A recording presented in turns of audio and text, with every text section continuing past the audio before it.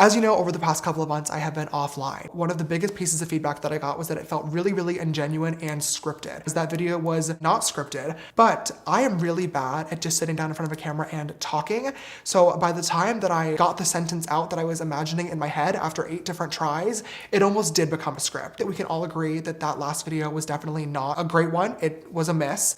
And that really sucks because that video was super important. I feel like a lot of the points and a lot of what I was trying to talk about in that video got overshadowed by the tone and the delivery.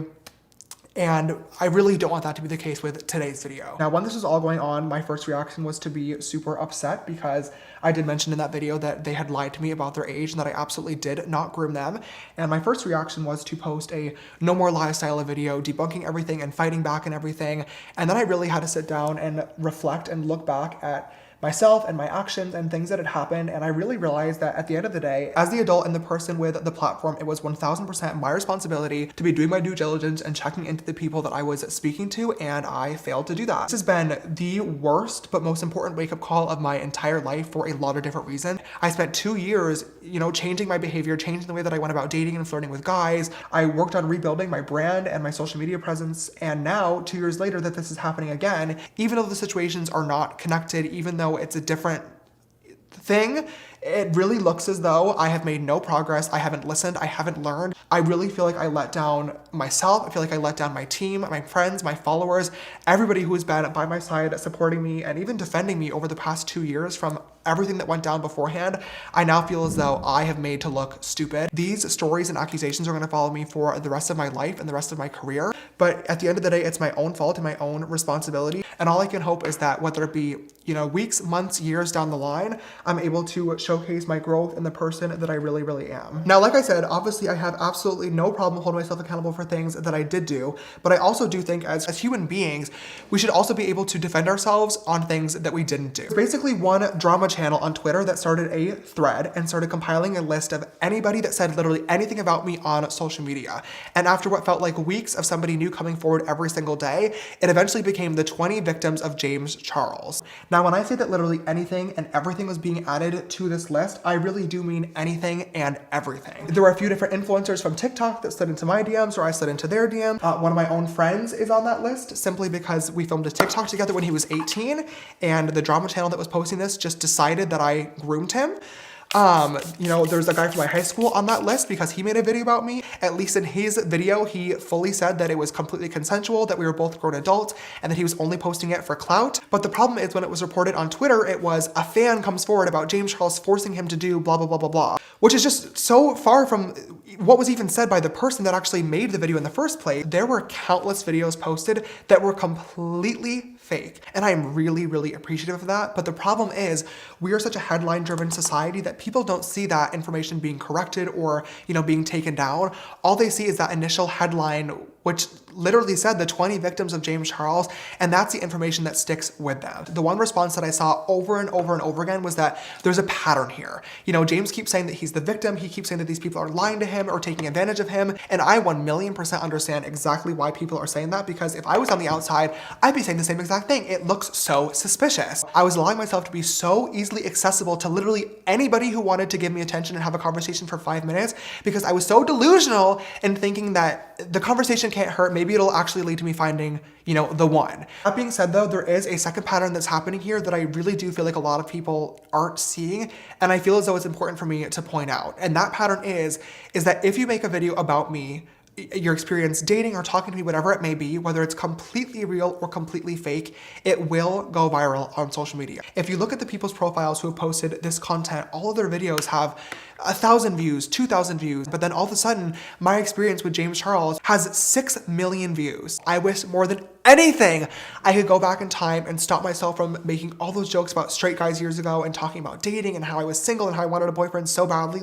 I wish more than anything that I kept that private. Unfortunately, at this point, there's nothing that I can do about that other than just be better moving forward. But at the same time, I'm still a human being that deserves privacy and respect like everybody else. Now we've gotten to a point where people are completely faking conversations from beginning to end that contain incriminating content, and they're going really, really viral, and nobody thinks twice about them or knows what to believe. And that's what's so horrifying about this trend, and it has to stop. And when speaking of this, I think it's really important for me to clarify as well that in no way, shape, or form am I trying to invalidate victims or victim blame or victimize myself either. When I posted my last video, I recognized that although I was not guilty of what I was being accused of, I was not innocent in general and did need to make a lot of changes and apologize moving forward. You can't be a victim of something that did not happen. And with all these people making completely fake conversations and screenshots and posting videos of a 5-minute conversation just to get attention and clout and likes and go viral on social media to add to this crazy narrative, all it does is discredit and disrespect the people that were actually affected in the first place. Because when it's so easy to Photoshop and edit these conversations from beginning to end, nobody's gonna know what to believe. And that is a really, really dangerous situation. I know when I upload this video, there's going to be a lot of people that say, okay, cool, James, you said this before, so where's your receipts and your screenshots to back it up? I am not going to be including any in today's video. The real reason why I'm not including screenshots in today's video is because I don't have them.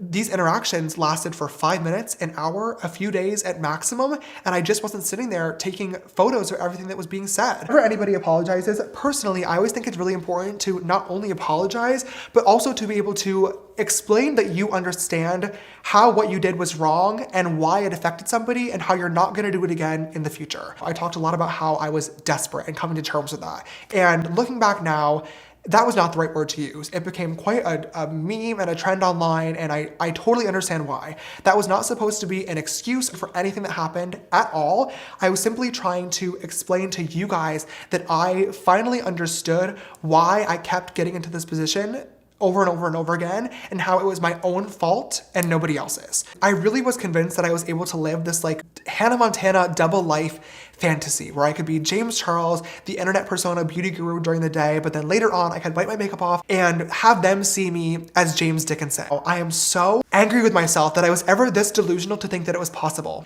They were always going to see me as James Charles, and I just wasn't understanding this, but now I finally do. It's now clear to me more than ever that I need to be doing so much more to protect myself and my brand, my privacy and safety most importantly. And these are all things that I've learned from making mistakes. I got called out for flirting with straight guys, so I stopped allowing myself to be a science experiment. And I'm still learning and will forever be learning to be the best version of myself or the best potential boyfriend in the future. Like I mentioned, I am going to be so much more careful moving forward with every single person that I talk to or interact with. You know, one of the really interesting things to me was when this was all happening, a lot of people were saying like, he shouldn't be DMing people. He needs to be on this app, or he shouldn't be on this app. He needs to do this. He needs to do this. I've been on Tinder and Hinge, but I've had people either lie or take screenshots, and my account is currently banned on both of those apps for catfishing as myself. I had a Raya account, which is like the celebrity dating app, but even conversations from there got leaked a couple of weeks ago, and they declined my request to rejoin. The idea of dating somebody that's in LA that has a busy but flexible schedule, that understands my life, that has money so that I don't have to pay for everything, that I can film videos with or walk red carpets with, like, hello, that is literally a dream come true. The problem is the list of 20 to 25-year-old queer men that are also in the public eye with a large following is just really small. And I'm friends with almost everybody that is on that list. So it's really just not an option. To be way more careful and way more patient moving forward, but I still want to be able to talk to new people, meet new people, and have experiences just like every human being does, and find love like every human being deserves. I'm most likely still gonna run into people that will always value likes or making a video over somebody's privacy and feelings. All I can do is just learn from that situation and figure out how to better protect myself and be more careful moving forward, and that I promise is exactly what I'm gonna be doing. Like I said, it would be really stupid to try to come back to social media and pretend like nothing ever happened, so as embarrassing as this was, I really felt as though it was important and I owed it to you guys to just sit down and have a conversation about everything. I hope I was able to answer some questions, clear up some stuff that didn't happen, but most importantly, once again, be able to hold myself accountable for what did